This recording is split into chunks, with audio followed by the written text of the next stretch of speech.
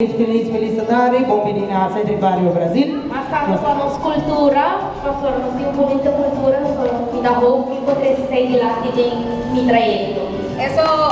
Well, sa kitong aktividad promebia organizador de Gucci Dancers Mes, nos aceta nossa pedi a comissão de Centro Barrio Brasil pe aí que nos pocargue.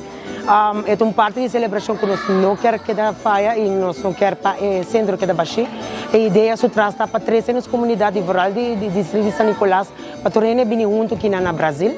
Aí era mês nós de Gucci Dancers tem atividade no Centro Barrio Lago Heights.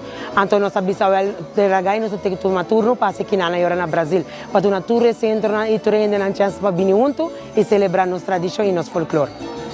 Nós temos programa que é um tiki fluente de se abrir para sobrar nós temos artista não cantante não está vindo para vir participar nós temos cantante não de ganador não de himno e bandeira que vai vir apresentar e também ganador não de promebia de aquele festival de Ragai não também canta na cantica de Ragai que não para engrandecer o local que trata a atividade. Naturalmente nós temos mais grupo de baile que vai vir também join nos awe que está for 40 dancers.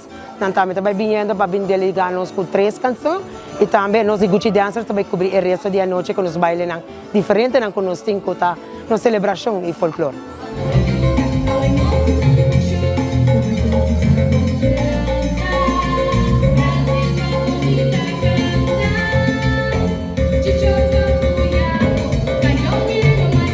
Well, como diretor de grupo de baile trabalhando Hope na nossa chama bolso para bolso na turbine junto para unir junto com nós também para engrandecer no qual nos folclore, nos cultura para sobrar Aruba tá nós e se nós lá que vai perder nossa pera nos herência não com os grandes na trabalho duro nós está mantendo nosso folclore vivo e junto com bom apoio, bom suporte mas também por seguir que tradição aqui.